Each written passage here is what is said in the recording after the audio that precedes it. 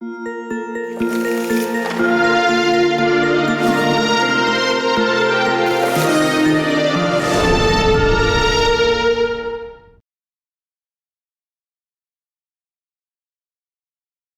我们今天要上新的一章。这是第4章。那第4章如果要谈一个基本的，就只讲一个概念的话，那就是逼近。逼近这个事情，有时候听起来很讨厌，就是说你本来想要做的是某个函数、某个值，但是你又算不出来，所以你只好取一个逼近值，所以感觉上有点失真，或者说不纯粹。但其实逼近在应用上非常重要，因为你如果硬是要达到你的目标的话，有时候要花，有时候可能做不到，或者有时候要花一些不必要的成本。所以如何做一个好的逼近呢？其实是一个实用上很重要的事情。那关于这件事情呢，我们以前曾经写过，假设这是你的目标，这是你的逼近式，可能是一个式子，也可能是一个数，完全看你这边的目标是什么。然后中间呢有一个误差。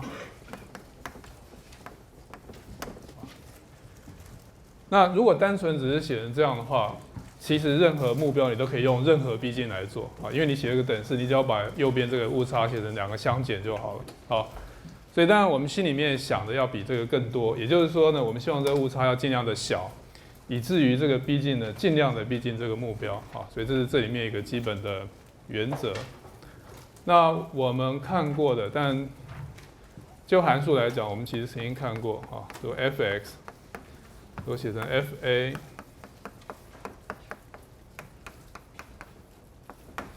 这是线性逼近，就是我们当初讲，我给你一个函数，我现在在 x 等于 a 附近呢，我做一个线性逼近，那这个就是逼近式。然后这个误差呢，当初我曾经写过，其实可以表示成这个样子。虽然我完完全全都还没有证明，但是基本上你是知道说，我可以写成这样。这个是一组，然后这是另外一个，写成这样。那今天呢，我们大致上可以解释这个事情。事实上，我们要推广这整件事。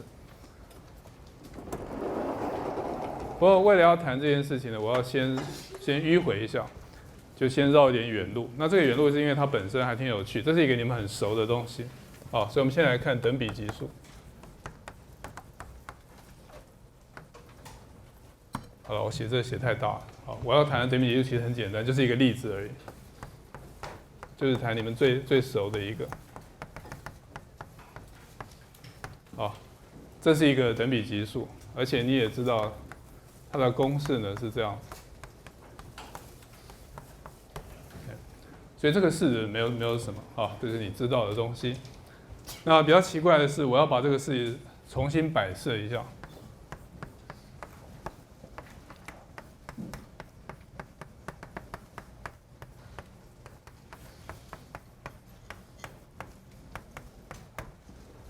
我重新把它写成这样子。那这样写呢，就有一点这边的样子。就这好像这是函数，然后呢，这是一个多项式，然后这是误差。不过目前你可以暂时先不这样想我慢慢会看到。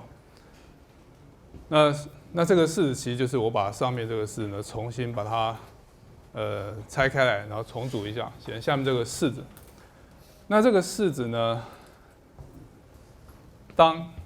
你们都知道一个事情是这样，上面这个等式其实对任何 x 都对，但是当 x 的绝对值如果小于1，也就是说它是从-1到1之间，不包括-1跟1的话，其实你都知道一个事情是，当 n 趋近无穷大，1减 x 分之1会等于1加 x 加到无穷大。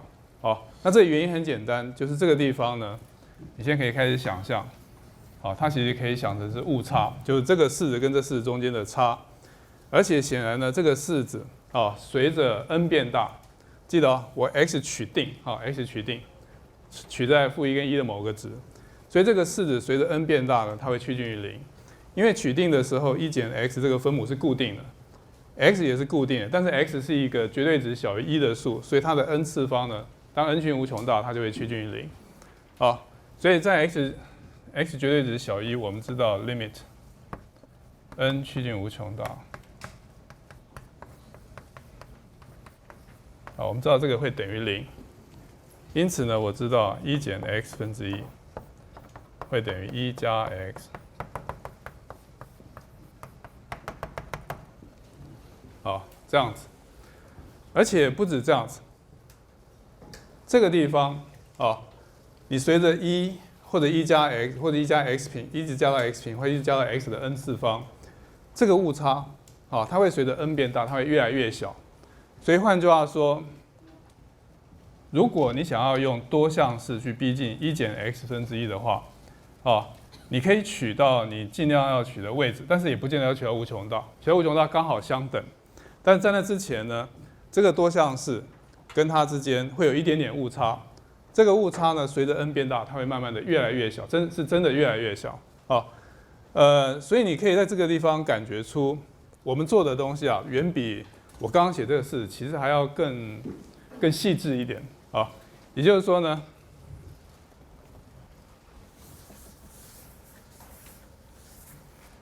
在这个地方，我其实可以把这个逼近式呢，我可以加上一个 n， 然后这个误差呢也有个参数 n， 然后这个地方是随着 n 的变大，这个误差假设它越来越小，那它这个逼近式呢就会越来越逼近它。1加 x 就比1的逼近好，1加 x 加 x 平方又比1加 x 来得好，意思是这样子。然后假设你知道 n 趋近无穷大，这误差等于0的话，你就知道目标式就会等于这个逼近式的 n 趋近无穷大的极限，这样子。所以虽然是一个你很熟悉的等比级数但是你现在挂在这边来看，它其实产生新的意思了。这个意思跟你以前想的其实并不是很一样。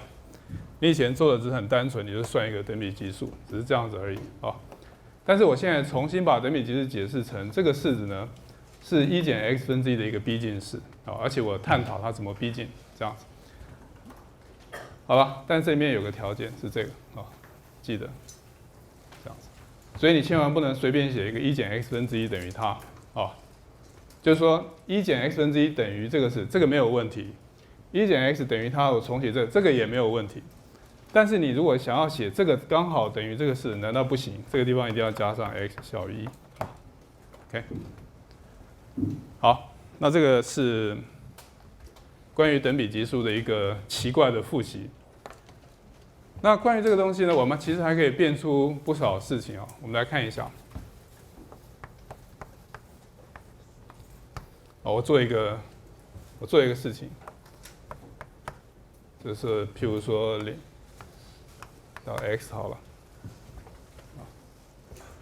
那这个我知道是负的 log 1减掉 x。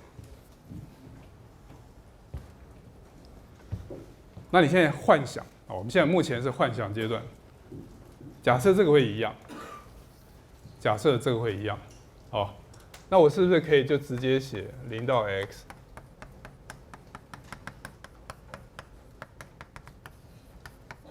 好，直接写它相等。小心目前只是幻想不要一抄在那边，然后到后来说你会听不清楚。就是说目前我们只是猜想，我们只是想象说，因为这两边相等，所以我就幻想我可以同时做积分比如说这样子。那因为这个东西呢虽然是级数，但它看起来像多项式，所以你自然而然会觉得说，这个多项式积分应该等于 x 加上2分之 x 平方3分之 x 3次方。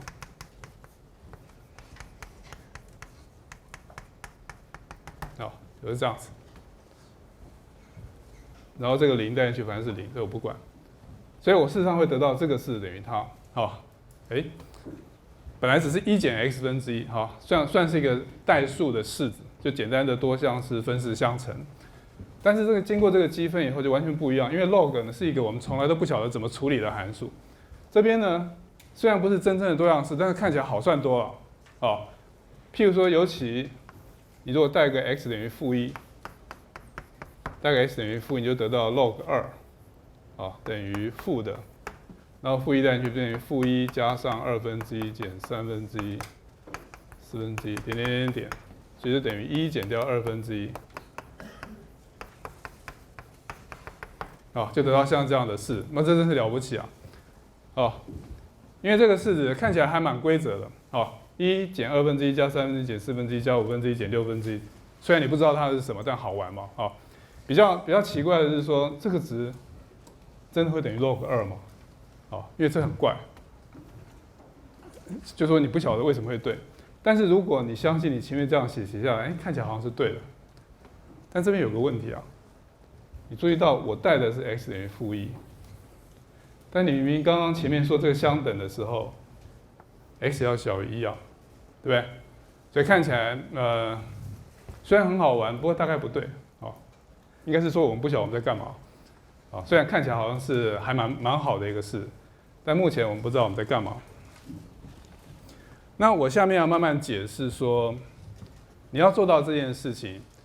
数学上你不能说全部都是按照直观来讲虽然这样想很好它也走在一个还蛮正确的路上面。我们现在缺的是怎么样把这个事情稍微写清楚一点重点是这个。那我希望呢，这个式子看起来这么漂亮，它不要是错的。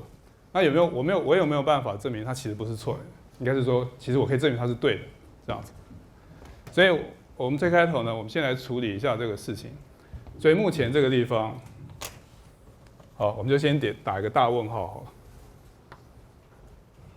了。虽然看起来好像很合理。所以为了解决这个事情，你注意到，其实我们只是要探讨这个式子到底会不会相等嘛？这是先看看这个东西。那我们先从我们非常确定的东西出发。我们非常确定就是这个式子，因为这式子是等式。所以我们来看一下。所以让我假设，那这个假设其实从后面习题来看，它不是真的很有必要。但是我目前先假设这边，使得我处理这个事情比较单纯一点免得它更复杂。那所以我处理这个方向。好，所以我先看第一个，我要讨论这个式子。这式有点像我刚刚做这边但这个地方我现在把顺序写成对的因为 b 比较小，我从 b 积到0这样子。那使得我在做这个积分，我也不用担心符号。所以第一件事呢，你先确定这个是 log 绝对值1减 x 负0b， 所以这个其实等于 log 1减 b。OK， 那这个没有什么，这就是积分。如果你现在还觉得有什么的话，那你要注意一点因为这就是变换变数顶多是变换变数，就把它算上去就对了。好，我们得到这个式子。下面呢，我们确定这个是对的嘛，所以我们把它写下来。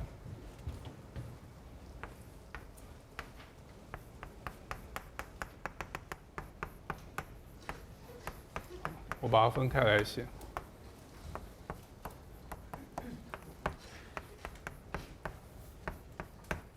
好，等于这样子。那这个式子呢，这边就跟刚刚我在算这个很像了，就直接算，所以它就是 b， 不对，这个是x 加上2x平方，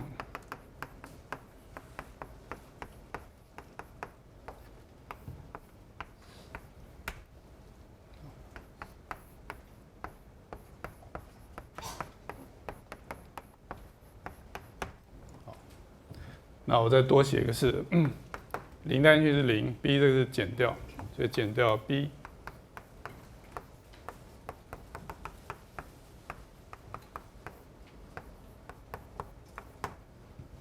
加上后面这个式子。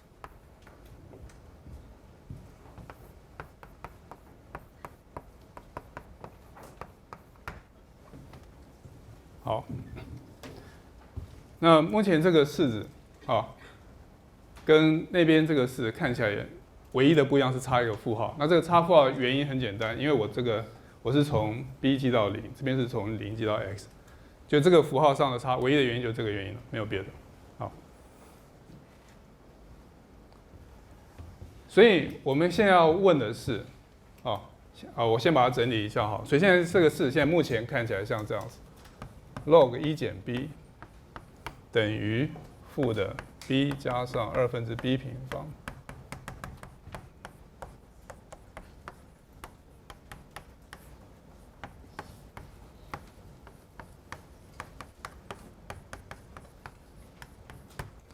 先变这样子，好，它是没有问题。我只是把刚刚我前面做的东西都把它抄过来，好，它在这里。那你注意到这个式子跟这个式子其实有点像，左边是一个函数，这个地方是一个多项式，然后右边呢是另外一个残余的东西，这样子。所以这个是 log 1减 b， 这边是一个我目标中想象我心里要有的那个多项式。后面的这个渣渣呢，看起来很讨厌，这个是误差，这个是误差。所以如果我可以证明这个积分在 n 趋近无穷大的时候，它会趋近于0，如果，那我刚刚心里面幻想那件事情就会变对了 ，OK？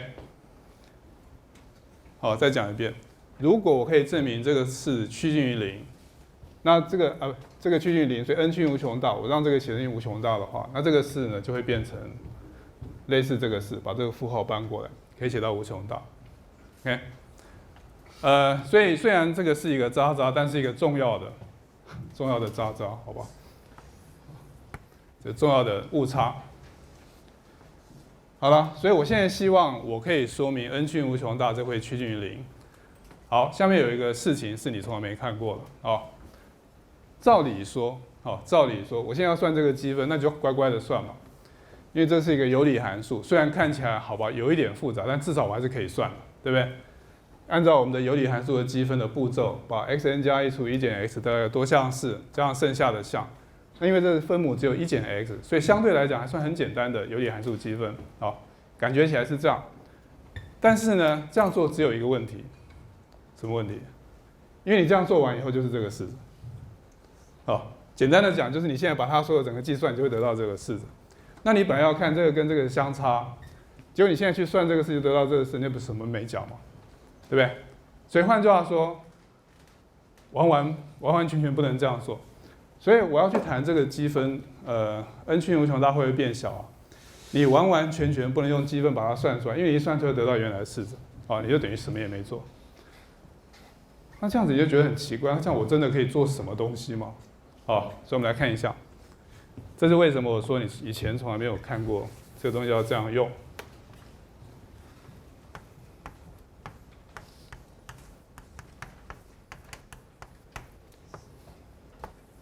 我这边加一个绝对值，那加绝对值的原因是因为我想要看这个式子，减掉。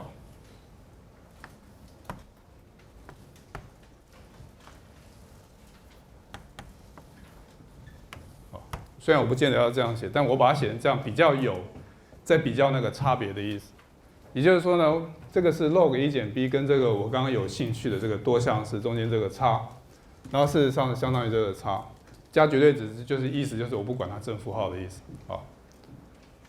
所以我现在很努力想要做的是，我想要证明 n 趋近无穷大的时候，这个会趋近于0这是我现在的目标。好，那对不起，这边 dx。那我们前面有个习题，接下来的步骤呢，每一个步骤都不是很难，它最困难的是，因为它要写的很多步骤，所以其实你想不到，就这样而已。这个第一个步骤是这样，因为我现在在正确的顺序上，因为 b 现在是小于0了，所以呢，这个可以写成这样子。这是第一个。那这样子呢，本来 x 是负的这件事情，我暂时就写成这样，这没有问题。那这个是绝对值不等式，这是从黎曼河来讲，就是在黎曼河写一个黎曼河最外面加一个绝对值，然后你再把绝对值放到里面去，它会比较小，就写成这样子。这是第一个。然后呢，这个式子会等于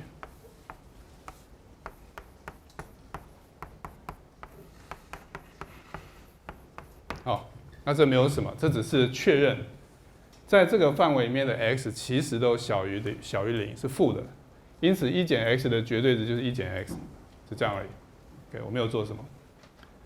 好，但是因为 x 呢，因为它在这个范围里面，所以我知道它是大于等于-1，小于等于0啊。因为目前我不知道 b 是什么，所以我干脆把它放到最大。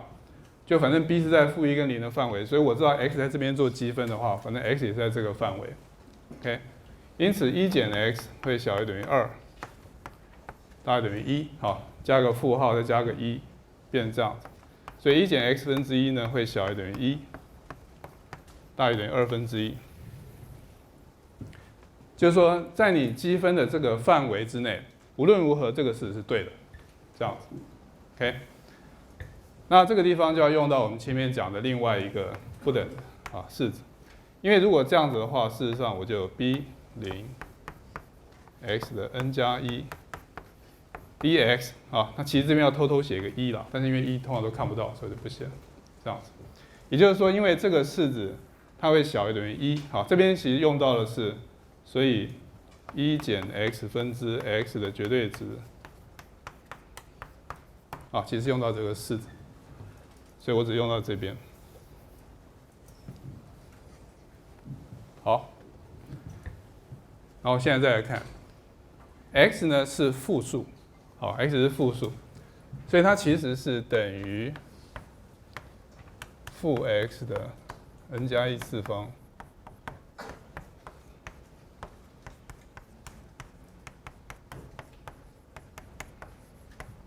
好，其实等于这样子。那我现在才把那个绝对值解开，啊，当初就怕让你觉得麻烦，到这个地方已经很单纯了，所以我现在把它写出来，啊，因为 x 小于0，所以绝对值 x 是负 x， 啊，所以把它写成这样，然后拆开来写成这样子，所以就变成-1的 n 加1次方，啊，这是一个常数，所以变成 b0 x n 加1 dx， 这总是很简单了吧，啊，因为这个是普通的。最简单的多项式、单项式。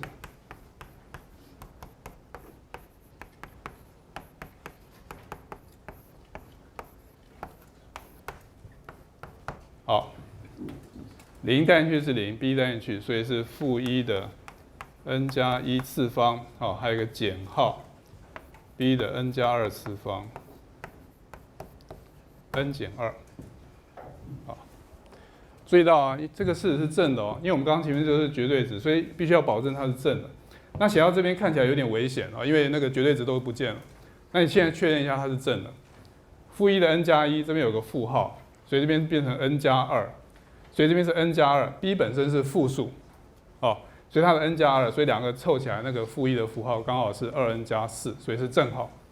所以整个东西这个整个式子是正的，啊，这没有问题。好了。所以这个会小于啊，因为 b 呢是在这里面。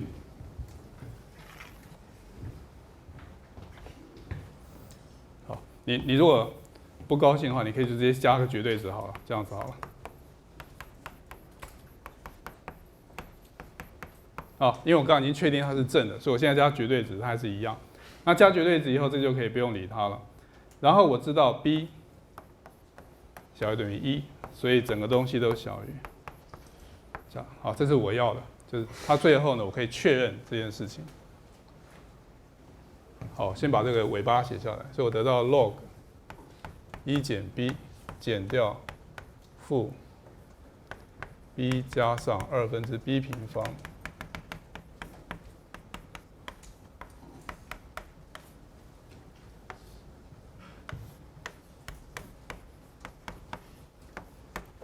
这是我刚刚经过长久的计算，我所得到的结果。那这个地方再也没有什么积分符号了，哦，没有要算那些积分了。现在是变成一个很单纯的，它就是告诉你这两个相减中间的差呢，总是会比这个小，说不定会更小，但是我不管，它至少是这么小 ，OK。所以在 n 趋近无穷大的时候，好，因为我知道这个4小于它嘛，所以 n 趋无穷大，这项会趋近于0，所以在 n 趋近无穷大，好，我知道 log 1减 b 等于负的 b 加上2分之 b 平方。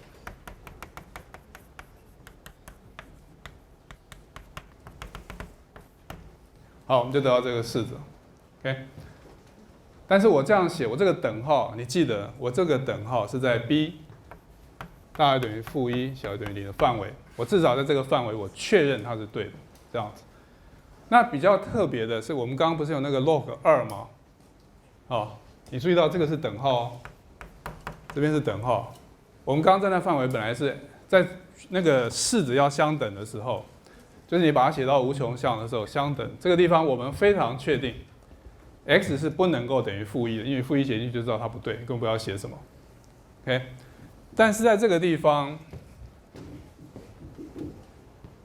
我们当时其实确定的证明，在 b 等于-1这个式也是对的。OK， 所以呢，我们的确得到 log 2等于1减2分之1加3分之1。好，所以这式是对的。那在这个地方你要有一个很小心的事情，事实上你应该去想一下，为什么那边不对，这边反而会对？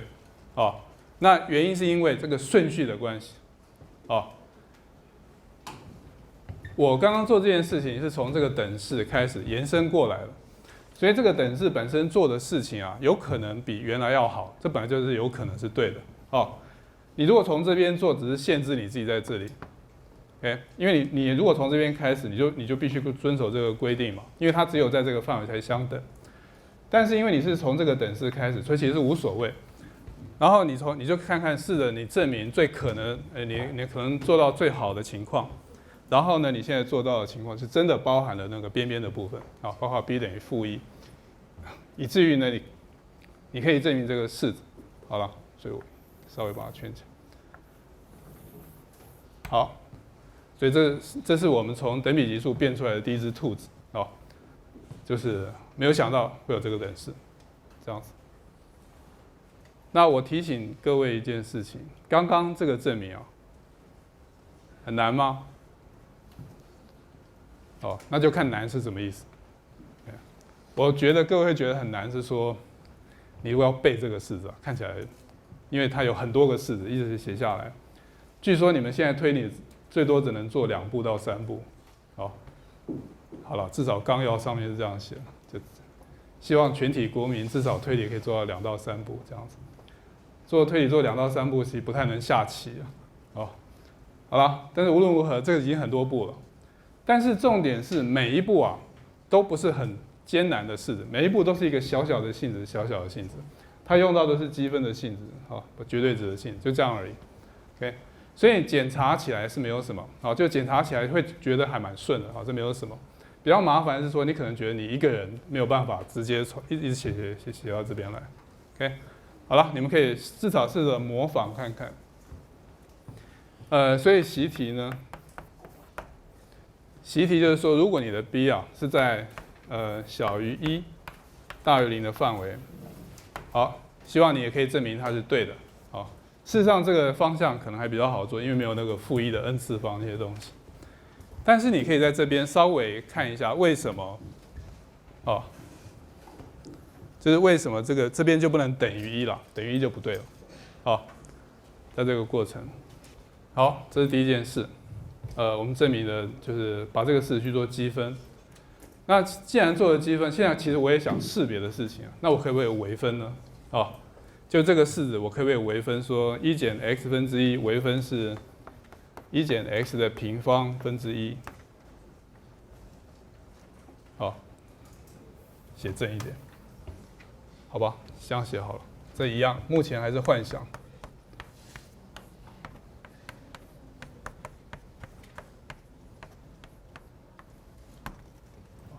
有没有可能我就是拿这个式来微分，所以这个1加上2x。比如说这样子，这个级数我不确定你们是所有人都学过高中有些老师会补充这个式，这不就高中的技巧来讲是有可能是有人做过。不过我并没有要用高中的技巧来处理这个问题。好，事实上呢，我要坚守我刚刚的原则，就是我要从这个等式来处理。OK， 所以我们来看一下，现在这个是问号啊，各位一定要记得。目前我不知道它对不对。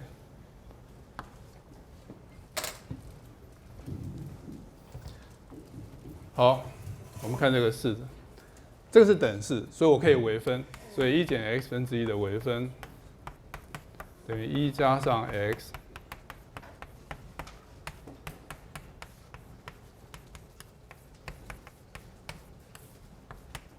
这个微分。那这个式子呢，就是刚刚写的1减 x 平方分之1。好，这个是1加上2x 加上3x 平方。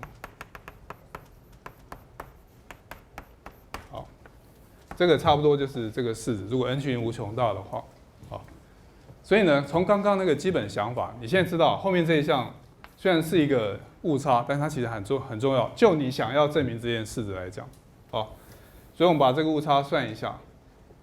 这个是 n 加1 x 的n 次方1减 x 加上1减 x 的平方加1。好，这一项呢要算成误差，这样就相对于这个式来讲啊。那这个没有刚刚的积分那些式子。那我们来看一下这个式子大概是怎么样啊？这个式子呢，我可以重新写成 n次方1减 x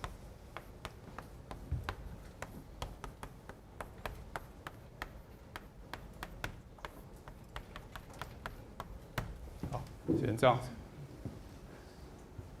那你注意到 x 呢是个定数哦 ，x 是个定数，而且我发现跟这个一样啊，如果在这个范围之内的话，我很确定当 x 在绝对值在小于1的时候。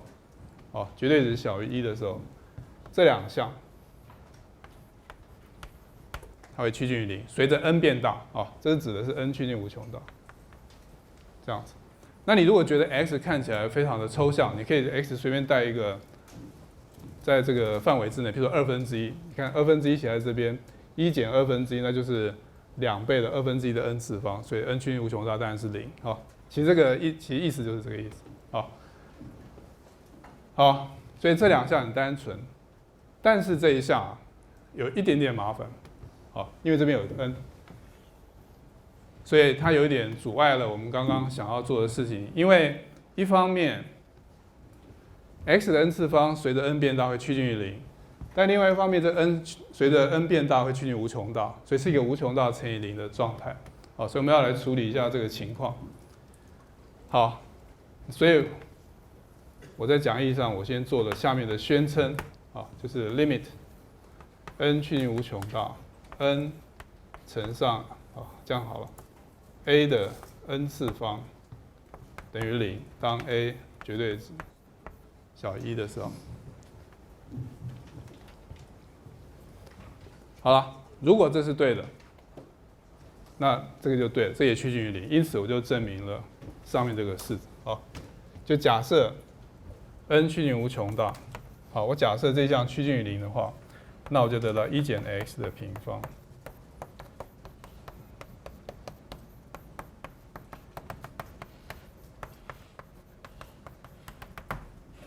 好，这边没有什么漂亮的兔子可以看啊，就是一个等式。那所以等于是我们稍微练习一下刚刚的原理。我从这个等式出发，我现在做微分，所以得到我刚刚想要看到的，就是说这个式子会不会等于它的极限？那它被控制的关键是这个式子，也就是误差。所以我现在就是很努力的去证明这个误差随着 n 变大会趋近于0。那这样子我就知道，这个式子会是对的。这样子，好了，所以我们回到这里来。那关于这个证明啊，这个证明是一个就是比较讨厌的证明。除非你搬动一个大机器来哦，不然的话，你要用普通的方式来证明是有点麻烦。所以我在这边留作习题让你们去做啊，不是了，我的意思是说，我先解释几个情况，然后你慢慢的学着去做。好，所以我先证明 n 我要证明这个情况，我要证明呢 limit n 趋近无穷大，其实写起来是这样 limit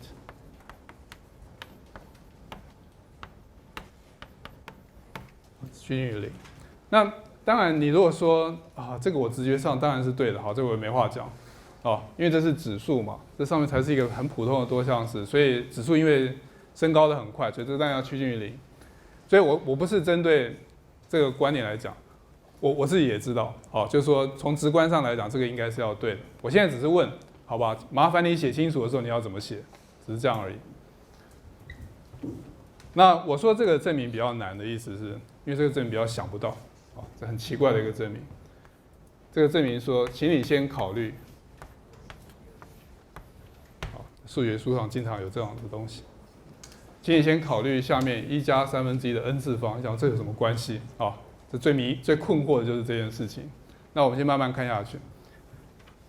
那因为这个等于1加上 n 乘以1/3加上点点点，那因为这些都是正数，所以这个大于n/3，就搞了半天，我写一个2项式，其实唯一的目的就是我要取这一项，应该不是唯一的目的，这是中间一个目的，我要取这一项。然后另外这边，这个是4/3，所以我写乘以2乘以2的 n 次方，所以变成3的 n 次方，2的 n 次方乘以2的 n 次方。看起来越来越糊涂，对不对？所以得到n小于2的 n 次方，2的 n 次方。好，那你现在看 n 除以2n 次方小于3乘以2/3的 n 次方。突然之间成型了，这就是你要证的，这就是你要证的式子。你现在证明了这个式子小于呢2/3的 n 次方，乘上一个3，因此呢，在 n 趋近无穷大，这个会趋近于0，所以这只好趋近于0，这样子 ，OK。所以它这个证明的唯一的目的就是希望，简单的讲就是希望我可以找到某一个数，某一个数的 n 次方，而且这个数是在譬如说0到1之间，因此在 n 趋近无穷大，它必须要趋近于0。所以这整个证明其实都在于说我怎么去找到这个数，使得它会小于它。那这个东西就是一个做法，所以我在老实讲，我觉得这种证明才是比较难不是刚刚那种。所以我在这边让你去做了好几个练习132页习题 1.3， 就是你在证明这个3的 n 次方分之 n 的时候，我说请用1加1/5去做。然后还有3/2啊，好，你慢慢可以练习，然后感觉一下你通常要怎么找到这个数 ，OK？ 这个证明重不重要呢？不能说不重要，但是也不能说太重要，就是。这是针对你们那个期末考会不会考的回答啊？就是你们我希望你们还是要练习一下。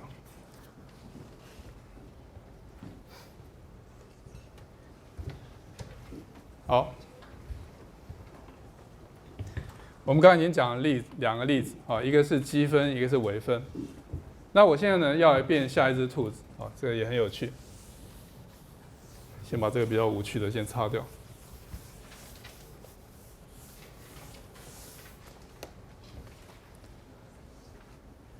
好，这次我不先把结果写出来，我们先看这中间的过程。我下面要做这个事情呢，第一件事是说，这里面其实因为有这个等号，所以呢，你可以做合成函数，因为就是等式相等，所以譬如说，我现在在 x 里面，我是带进负 x 平方，x 带负 x 平方。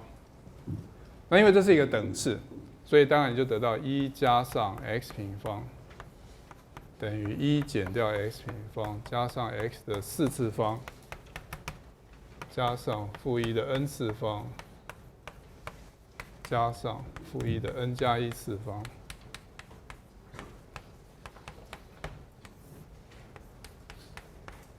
好，这个式子完完全全只用到了合成函数而已，因为它是一个等式。我现在在这个代数里面，我带一个带另外一个东西进去，所以就得到这个式子。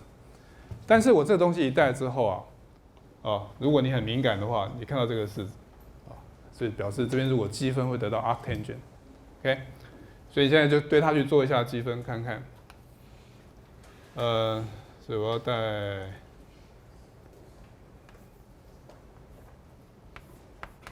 其实我不要写，就写个 b 好了，1加 x 平方。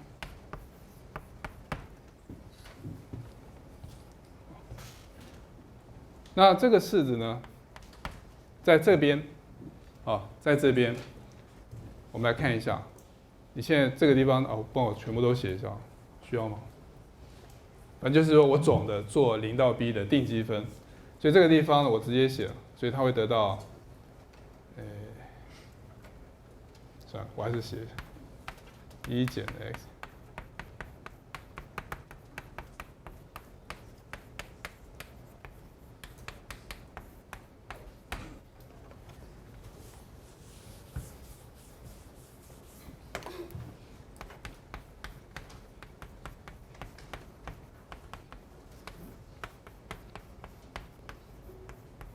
好，那这是定积分，好，把它写下来。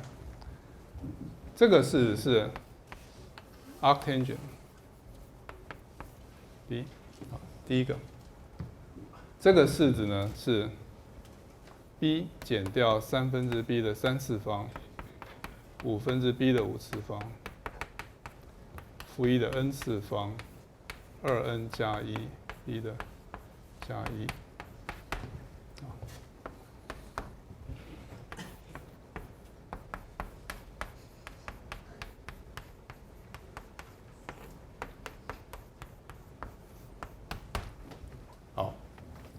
所以现在得到这个式子，所以跟刚刚一样，我现在想要说明，在 n 趋近无穷大的时候呢，这个误差这项会趋近于0，以至于 arctangent b 呢，你可以表示成这样。那这样我们今天就得到2个很特别的式子，一个是 log， 怎么表示成一个无穷的多项式，你可以这样讲。那今天如果这个还是对的话，我就得到 arctangent b 的另外一个无穷表示。好，所以我们来看一下。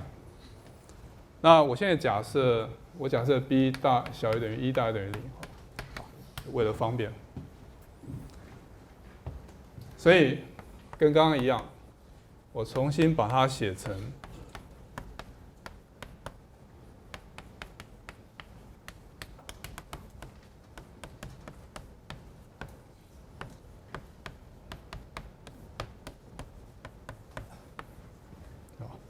那我知道它会小于，不是，它会等于绝对值0到 b。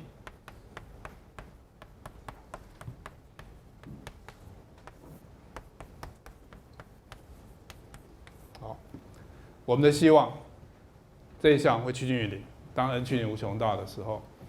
然后跟刚刚一样，你绝对不能够去证明，不能直接去算它，因为你一算它就得到上面的式子，跟刚刚情况一模一样。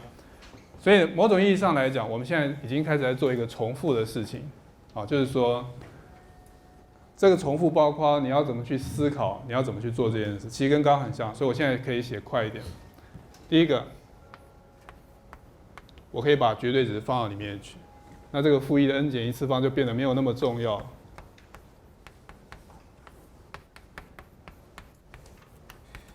好，就是我可以把绝对值写进来，而且还不止这样。因为 x 目前我的假设呢 ，b 是在0跟1之间，所以它是正数，所以这个绝对值其实根本没有必要，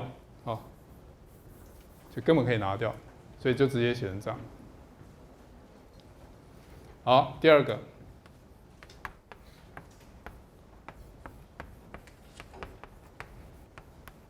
这会小于它，为什么？因为跟刚刚一样。因为 x 在0跟1之间，所以我知道，因为 b 是在0跟1之间，所以我知道 x 顶多就是在这之间，所以1加 x 平方分之1呢，小于等于1，跟刚刚一样。所以我又用到类似的事情写到它。现在有一点点经验，所以算起来比较快。其实这个还比较简单，所以这得到2n加3 x 的2n加3。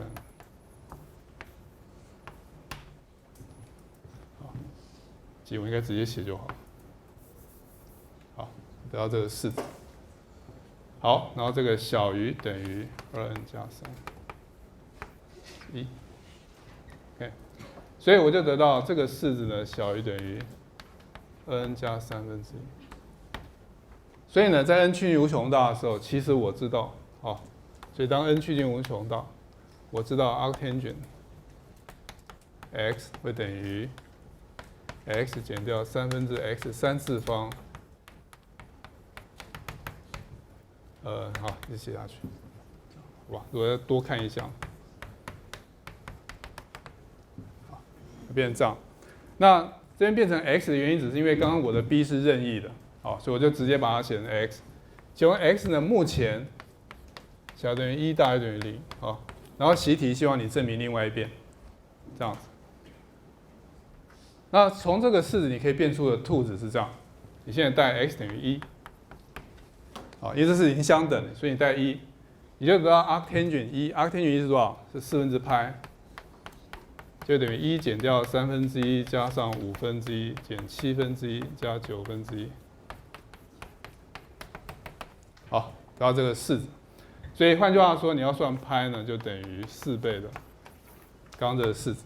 那刚刚是自然数，1减1/2加1/3减1/4，你得到 log 2，对不对？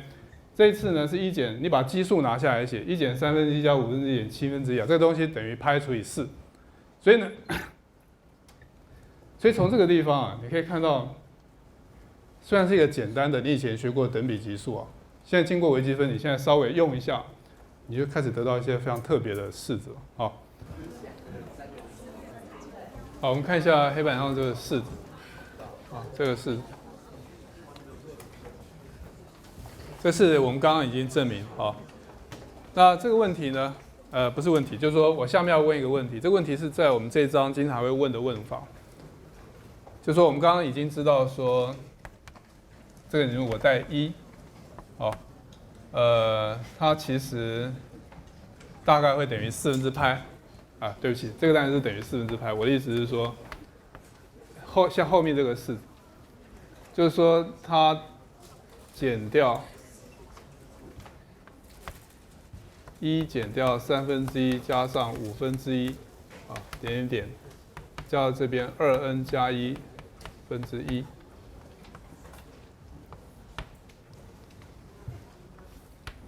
然后呢，这个会小于等于2n加3，就是这样子。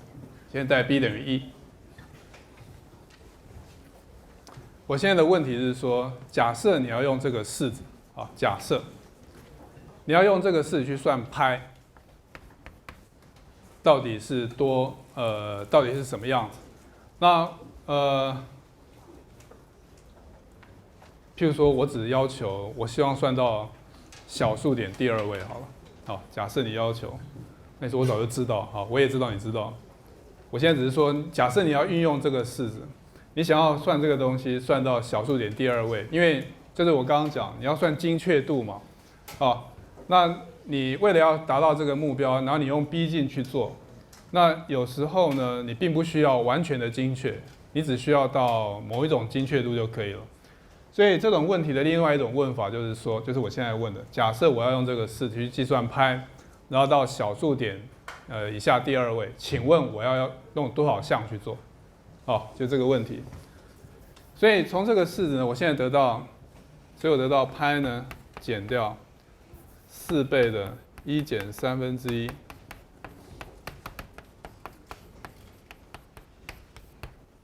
这个绝对值会小于2n加3 4。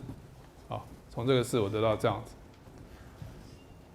那因为我现在希望它这个精确度，就是说我算到这个 n 之后呢，π减掉它会小于0.01，其实意思是这样，所以小于1%。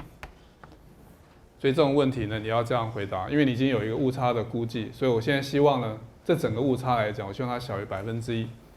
不要写反写反刚好会不对。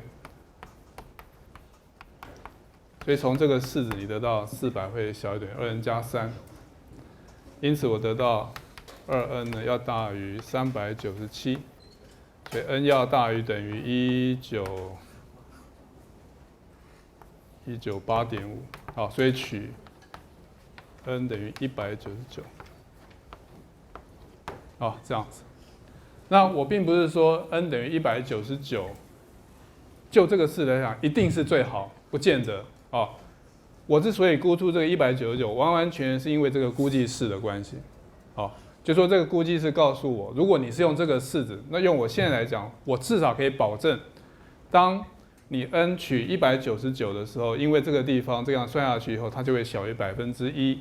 因此，派减到这边，你算到 n 等于199的时候呢，它一定会小于1%，这样子。那就这个问题来讲，这样就结束了哈。那也许你应该问的下一个问题是说，这会不会太慢了？哦，你算一个圆周率，啊3.14，这就是1%了，啊，这已经到1%了。然后你现在要花200项去算，已经这边要算到这么多，那当然是很慢的一件事情。好，那如果看刚刚我们算出来 log 那个式子啊，这个地方小一点 n 加也完全可以问一样的事情啊。如果你希望计算 log 2，假设到1%的精确度，那你应该怎么算呢？所以这个地方你带 b 等于-1进去，所以 log 2减掉1减掉1/2到-1的 n 加1次方 n 加1小于 n 加1/2，然后你现在希望这个会小于1%，所以呢，我们就得到 n 要大于等于98。好，所以你要算到98项，这也够呛啊，就是要算很久。好，所以当然这个里面就有你到底要怎么算比较快的问题。那我们没有要处理到这样，我只让你看一个经验。你们看131页，130页最上面这个习题，好，然后请你证明 log 1加 x 除以1减 x 等于这个式子。那各位千万不要觉得很害怕，哦，这其实很简单，就你不要真的，因为它其实只是写成 log 1加 x 减掉 log 1减 x， 那 log 1加 x、log 1减 x 就在刚刚这个式子里面，哦，所以你把它凑一下，你就会得到右边这个式子。这个时候你可以看一下，如果你要计算 log 2的话，哦，你就去解1加 x 除以1减 x 等于2，所以得到 x 等于1/3。你现在把它带进去，你会发现，你现在看的第3行这个式子啊，它看起来收敛的会非常非常快，啊，因为它跟那个1减1/2加1/3这慢慢的完全不一样，它马上就有3的4次方、3的6次方，好，看起来这后面就是3的8次方，看起来很快。所以这表示说，我们刚刚写这个式子啊，其实只是毕竟是中间的某一个可能性而已啊。它的好处是它看起来非常的优美，因为它就是把整数拿来做1减1/2加1/3，好，就是正负相间的加起来。那刚刚这个派呢是把所有的基数正负相间，不过优美归优美，不过用起来可能太慢了。那刚刚你看到131页上面这个式子，看起来当然比较丑，其实也还好了，哦。就是你如果熟悉它的规则，看起来还好。但我的意思只是说，这是一个比较快，但看起来可能比较丑的式子。好，这是关于这一节我最后要讲的。那我们后面关于这些误差的问题啊，我后面一个一个看到，啊，所以不急。